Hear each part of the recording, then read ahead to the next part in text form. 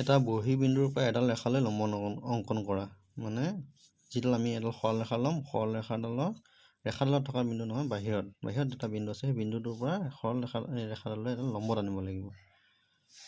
গতিকে আমি প্ৰথমতে কি কৰিম, এডাল সৰল ৰেখা ল'ম। সৰল ৰেখাডাল ল'লোঁ, নাম দিলোঁ, এইটো আৰম্ভিক বিন্দুটোৰ নাম দিলোঁ A, শেষৰ বিন্দুটোৰ নাম দিলোঁ B।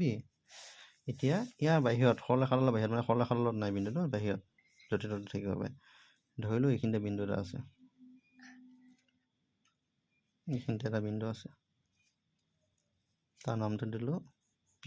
এতিয়া এই P বিন্দুৰ পৰা লম্ব টানিব লাগে, এনেকৈ লম্ব টানিব লাগে। আমি স্কেলৰ সহায়তো সহজেই লম্ব টানিব পাৰোঁ এনেকৈ, কিন্তু তেনেকৈ নহ'ব, আমি কাটা কম্পাছৰ সহায় লাগিম।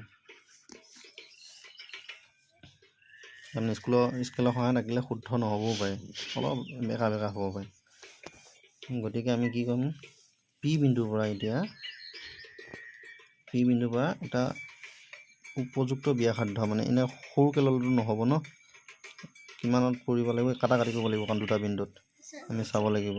গতিকে ইয়াৰ দুটা বিন্দুত কাটাকাটি কৰাকৈ মই এটা ব্যাসাৰ্ধ লৈ ল'ম।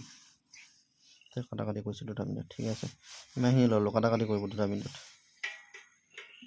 এইটো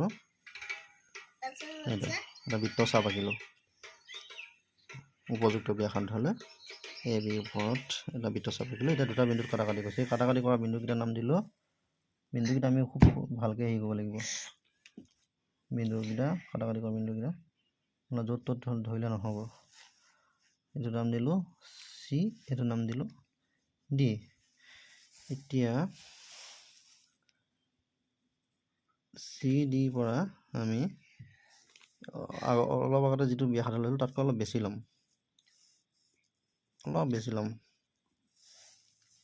অলপ বেছি ব্যাসাৰ্ধ লৈ আকৌ এটা বৃত্ত চাপ আঁকিলোঁ। C বিন্দুৰ পৰা আঁকিলোঁ এটা বৃত্ত চাপ প্ৰথমতে, আৰু এতিয়া আঁকিম D বিন্দুৰ পৰা আঁকিম। পইণ্টটো কিন্তু ভালকৈ চাব লাগিব, একজেক্ট পইণ্টত কৰিব লাগিব। D বিন্দুত আঁকিলোঁ এটা। এতিয়া এই কটাকাটি কৰা পইণ্টটো আৰু P পইণ্টটো লগাই দিম।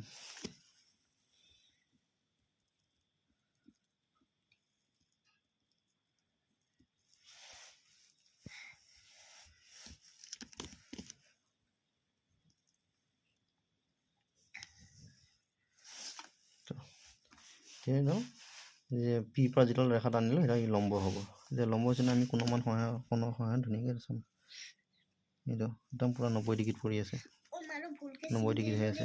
তো মানে যিডাল ৰেখা আছে ইয়াৰ লগত মিলি থাকিব লাগিব, এইডালৰ লগত মিলি থাকিব লাগিব যিডাল, আৰু সিডাল ৰেখা যিডাল লম্ব আছে সেইটো 90 ডিগ্ৰীৰ লগত লাগিব, নিচিনা চাম।